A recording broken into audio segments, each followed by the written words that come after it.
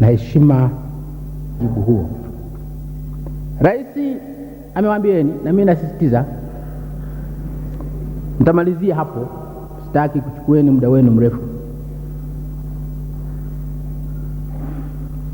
Teueni mgombea ambaye atakidhi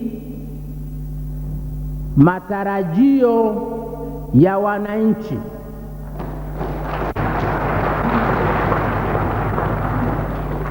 Acha matarajio yako wewe mpiga kura. Tupeni mgombea ambaye atakidhi matarajio ya Watanzania. Watanzania wanataka mabadiliko.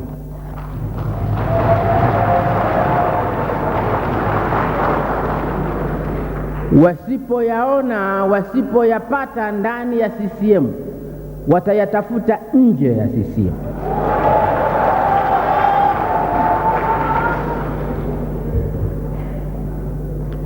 Watanzania kuna mambo wanataka uongozi wa awamu ya 3 uyafanye, mengi tu.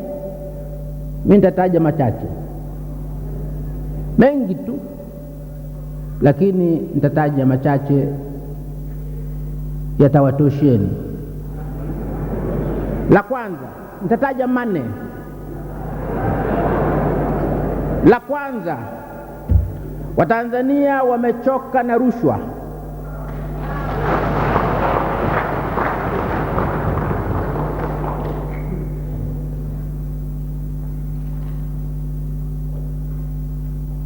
Wajumbe wa zamani wa halmashauri kuu ya taifa watakumbuka nimelipigia kelele jambo la rushwa ningali mwenyekiti wao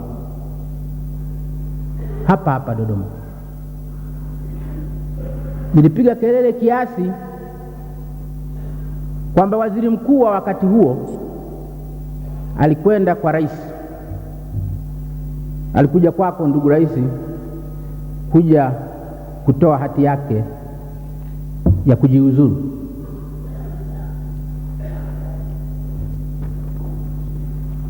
Sasa hivi hali ya rushwa ni mbaya zaidi nchini. Wasaidieni wananchi kudili nayo. Mgombea mtakaye mteua lazima tumtetee, wote tumtetee. Lakini inatakiwa ukiulizwa swali, huyu atatusaidia kupiga rushwa vita, jibu litoke ndani ya roho yako. Hapana hapa tu kwamba ndiyo anaweza.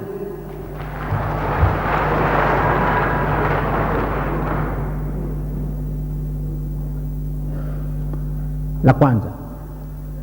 La pili, nchi yetu maskini, nchi yetu hii ni maskini. Wakulima wetu, wafanyakazi wetu maskini. Nchi hii bado ni nchi ya wakulima na maskini ambao ni wakulima na wafanyakazi ambao wote ni watu maskini. Nchi hii haijawa ya matajiri. Chama hiki hakijawa chama cha matajiri.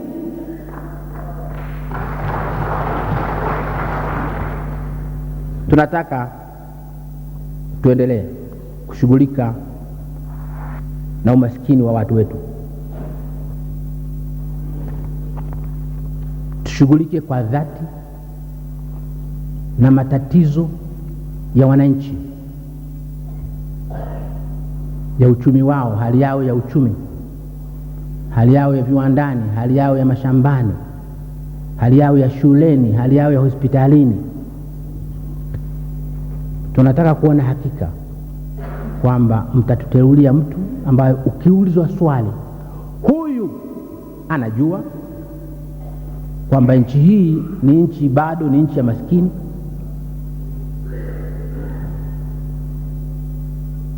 kwamba nchi hii bado ni nchi ya wakulima na wafanyakazi. Anajua hivyo, uweze kumjibu yule anayekuuliza hivyo kwa moyo wa dhati kwamba naam, huyu anatambua hivyo.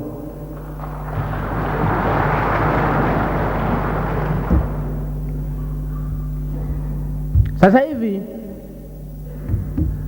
katika nchi yetu, nataja la tatu, watu wameanza kutuzungumzia udini. Tulikuwa hatuzungumzi mambo ya udini katika nchi hata kidogo. Tulikuwa hatujali dini ya mtu, anaijua mwenyewe dini yake basi.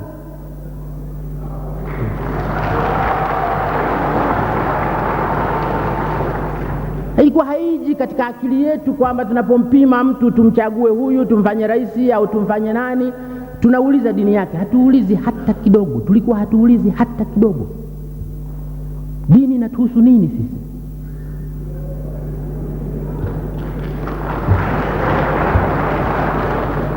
Zamani katika kuhesabu watu hapa Tanzania, katika kuhesabu watu wakati wa mkoloni, siku ya census, swali lilikuwa linauliza dini ya mtu.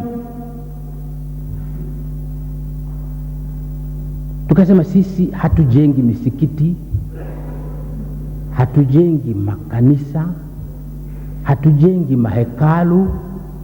Hili swali la dini ya mtu tunaliuliza kwa nini?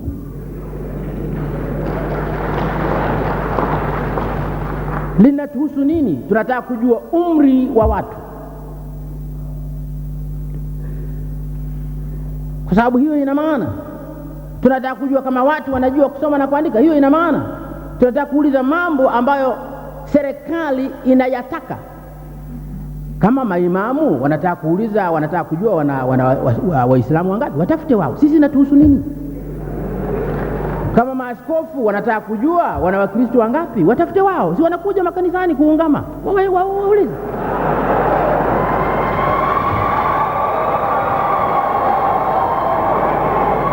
Sisi inatuhusu nini jambo la dini? Hata tuulize watu, wewe dini yako nani? Inatuhusu nini sisi? Hiyo ndio ilikuwa Tanzania tunayojaribu kuijenga. Sasa watu wanazungumza dini, udini bila haya, bila aibu. Wanajitapa kwa udini. Tunataka mtuchagulie mgombea ambaye atatusaidia kuondoa mawazo haya ya kipumbavu katika nchi yetu.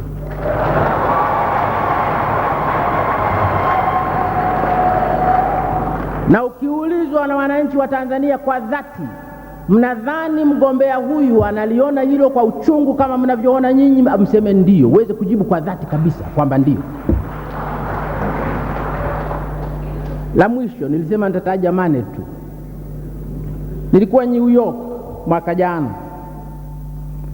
Yuko mwenzenu mmoja, Gertrude Mongella, sasa hivi ni katibu wa kina mama wa mkutano wa kina mama utakaofanyika Beijing. Gertrude alinikaribisha chakula jioni katika flat yake hapo New York. Akakaribisha jamaa wengine, nikaona nao pale. Wakati tunakula, mama mmoja wa Kiganda ambaye anafanya kazi hapo kaniambia, mzee, mimi nilikuwa nafanya kazi katika Jumuiya ya Afrika ya Mashariki. Wakati nafanya kazi katika Jumuiya ya Afrika ya Mashariki, sisi watu wa Uganda tulikuwa tunajuana kwa makabila yetu, na tunatajana kwa makabila yetu. Watu wa Kenya walikuwa wanajuana kwa makabila yao, huyu Mkikuyu, huyu Mjaluo, huyu Mluhya, na wanatajana kwa makabila yao. Watu wa Tanzania walikuwa kabisa hatujui makabila yao.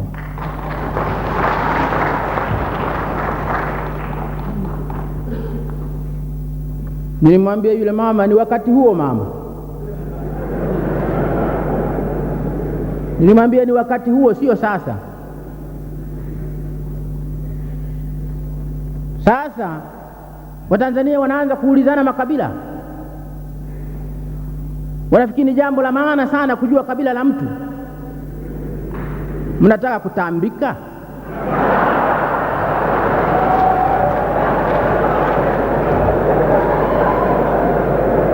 Maana faida ya makabila iliyobaki ni kutambika tu basi.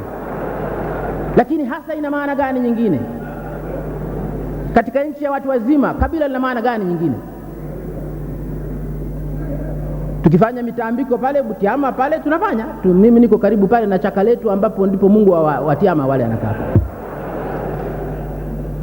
Lakini kabila hasa Tanzania ya leo inazungumza kabila.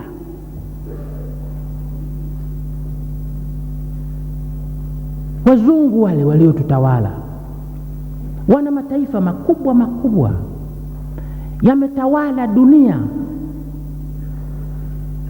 Leo wanaviona vitaifa vyao vile ni vidogo mno, wanaungana. Waingereza na jeuri yao yote wametawala dunia. Wafaransa na jeuri yao yote wametawala dunia. Wajerumani na jeuri yao yote wameipiga Ulaya. Leo wanaungana kuwa taifa moja. Nyinyi Waswahili,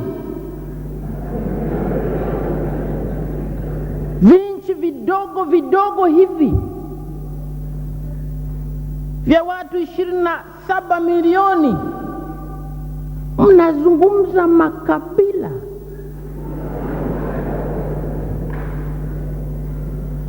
Mnazungumza lugha ya makabila. Mtuingize katika karne ya 21 mnapanda basi la makabila.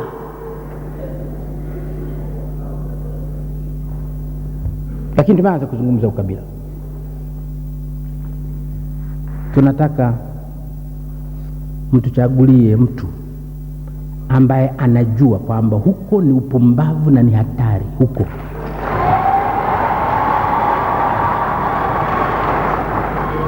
Hatuwezi lugha ya ukabila hatuwezi kuzungumza.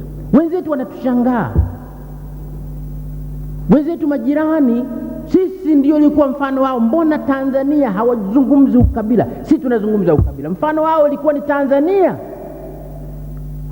Tunataka kuwaiga majirani zetu katika hilo.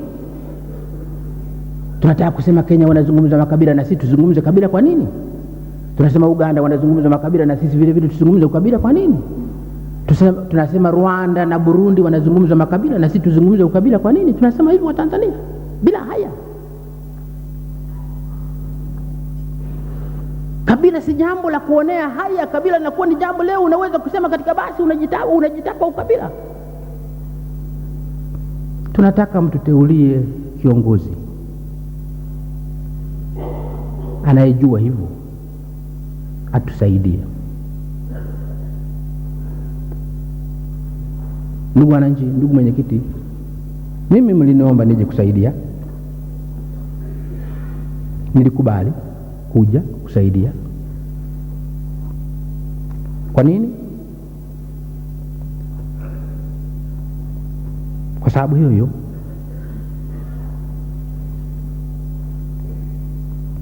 tunataka nchi yetu ipate kiongozi safi. Kiongozi safi hawezi kutoka nje ya CCM.